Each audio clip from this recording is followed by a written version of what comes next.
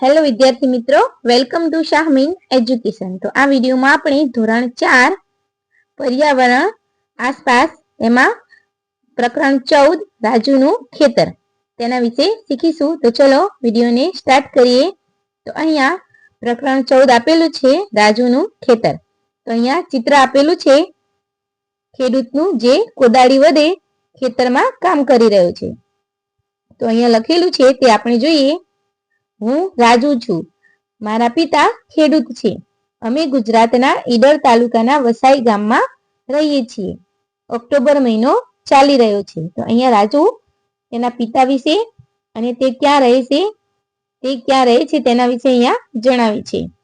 દરેક વર્ષની જેમ મારા પિતાજી ડુંગળીના પાક માટે ખેતર તૈયાર કરી રહ્યા છે। તો રાજુના પિતાજી ખેતરમાં ડુંગળીનો પાક વાવવાના છે। આ સમયે ખેતરમાં ઘણા બધા કામ કરવાના હોય છે। પિતાજીની મદદ કરવા હું પણ ખેતરે જાઉં છું।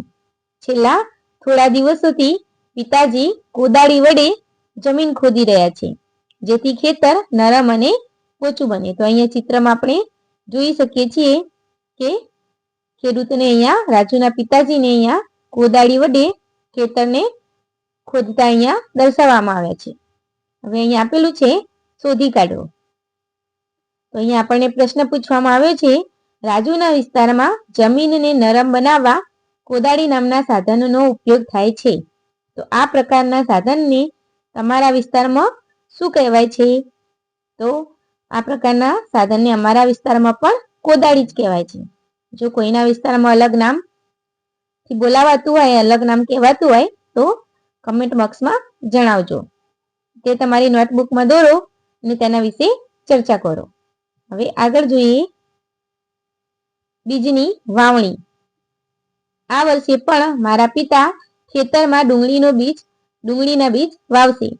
બળદો હળ ખેંચશે અને પિતાજી હળ પાછળ ચાલીને ચાસમાં બીજ નાખશે। મારે પણ પિતાજીની જેમ કામ કરવું છે। તો અહીંયા આપણને ખેડૂતનું બળદોને હળ સાથે જોડીને ચિત્ર આપવામાં આવેલું છે। પરંતુ પિતાજી કહે છે કે ચોક્કસ અંતરે પૂરતા પ્રમાણમાં બીજ નાખવા ખૂબ જ જરૂરી છે। આ કામ સરળ નથી। તે કહે છે કે હું એક જગ્યાએ ઘણા બધા બીજ નાખી દઈશ, એટલે હું મોટો થાઉં ત્યાં સુધી મારે રાહ જોવી પડશે। એટલે કે અહીંયા સમજાવવામાં આવ્યું છે કે જો પાક સારો કરવો હોય તો બીજને યોગ્ય અંતરે પૂરતા પ્રમાણમાં નાખવા જોઈએ, તેને એક જ જગ્યાએ નાખવા જોઈએ નહીં। તો અહીંયા પ્રશ્ન પૂછવામાં આવે છે, ખેતર ખેડવા પ્રાણીઓ સિવાય બીજી કઈ રીતોનો ઉપયોગ થાય છે? ચર્ચા કરો। તો આપણે જોઈએ તો ખેતર ખેડવા પ્રાણીઓ સિવાય ખેડૂતો ટ્રેક્ટરનો પણ ઉપયોગ કરતા હોય છે, અથવા કોદાળી જેવા સાધનનો ઉપયોગ કરીને પણ ખેતર ખેડતા હોય છે। હવે આગળનો મુદ્દો છે અંકુર દેખાશે। તો બીજને વાવ્યાને 20 દિવસ થઈ ગયા। ડુંગળીના બીજ અંકુરિત થવાના ચાલુ થઈ ગયા છે। ડુંગળીના છોડની સાથે સાથે નીંદણ પણ ઉગ્યું છે। નીંદણ ખેતરોમાં અને બગીચાઓમાં વાવ્યા વગર ઉગી નીકળે છે।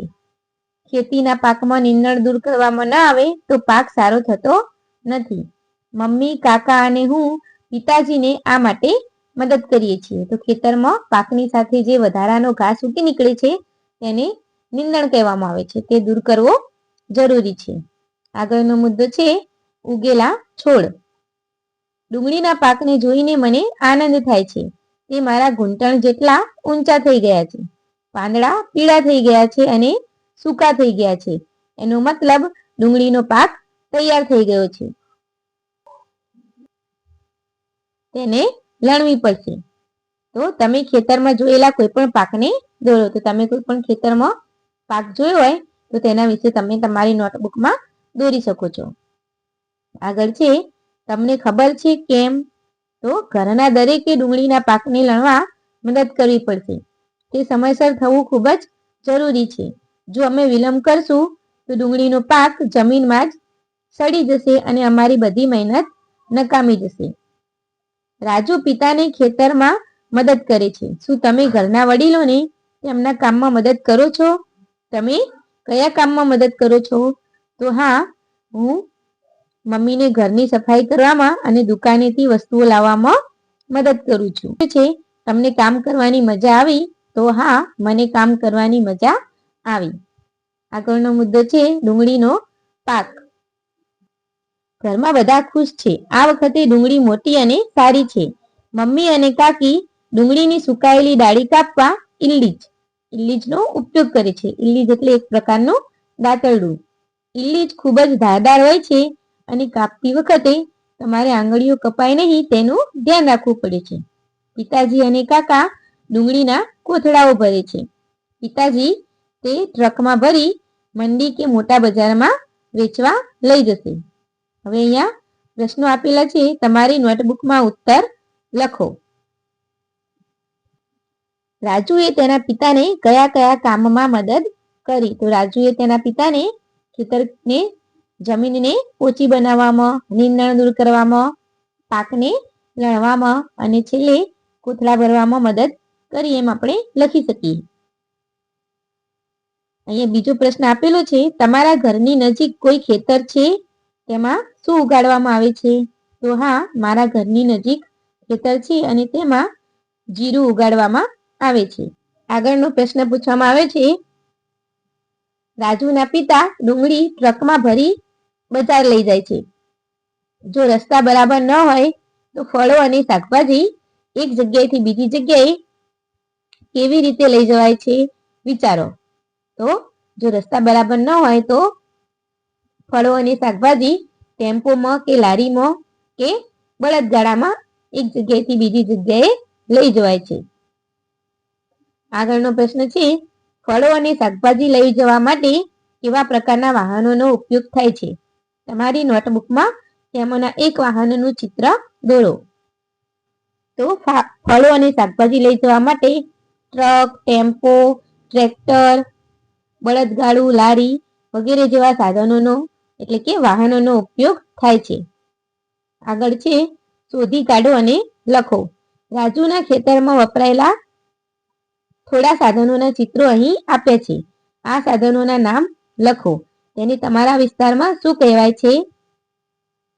તેનો ઉપયોગ શું છે તે પણ લખો. તો અહીંયા આપણને ચિત્ર આપેલું છે, તો તેનું નામ આ પાઠમાં શું નામ છે? હળ. તમારા વિસ્તારમાં નામ તો અમારા વિસ્તારમાં પણ તેને હળ જ કહેવાય છે. તેનો ઉપયોગ ખેતર ખેડવા, જમીનને પોચી બનાવવા. અહીંયા બીજું ચિત્ર આપેલું છે, તેનું નામ આ પાઠમાં શું આપેલું છે? તો કોદાળી. તમારા વિસ્તારમાં શું નામ છે? તો કોદાળી. તેનો ઉપયોગ શું થાય? તો જમીનને પોચી બનાવવા. હવે નીચે છેલ્લું ચિત્ર આપેલું છે અને તેનું નામ આ પાઠમાં શું આપેલું છે? તો ઇલ્લીજ. તમારા વિસ્તારમાં નામ તો દાતરડું અને તેનો ઉપયોગ શું થાય? શાકભાજી, ફળો, ઘાસ વગેરેને કાપવા માટે. હવે અહીં આપેલું છે, પાક ઉગાડવા માટે ઘણા કામો કરવાની જરૂર પડે છે. ચિત્રો જુઓ અને તેમનો સાચો ક્રમ આપો. તો અહીંયા જે ચોથા નંબરનું ચિત્ર છે એનો પહેલો નંબર આવશે. ત્રીજા નંબરનું ચિત્ર એ બીજા નંબરનું ચિત્ર છે એ ત્રીજા નંબરે આવશે. પાંચમા નંબરનું ચિત્ર છે તે ચોથા નંબરે આવશે. પહેલા નંબરનું ચિત્ર છે તે પાંચમા નંબરે આવશે અને જે છેલ્લું ચિત્ર છે તે છઠ્ઠા નંબરે આવશે. તમારા વિસ્તારમાં કયા કયા પાક લેવામાં આવે છે? લખો. તો ઘઉં, બાજરી, જીરું, જુવાર, એરંડા, કઠોળ, જવ, મકાઈ. તમે તમારી રીતે તમારા વિસ્તારમાં લેવાતા પાક અહીંયા લખી શકો છો. હવે છેલ્લે આપેલું છે, તમારા વિસ્તારમાં થતા કોઈ એક પાક માટે કેવા કેવા કામ કરવા પડે તેની ચર્ચા કરો અને વિગત નોટબુકમાં લખો. તો આ પ્રવૃત્તિ તમારે તમારી નોટમાં જાતે લખવાની છે. તો અહીંયા આ પાઠ પૂરો થાય છે. તો વિડીયો ગમ્યો હોય તો વિડીયોને લાઈક, શેર અને સબસ્ક્રાઈબ કરવાનું ભૂલતા નહીં.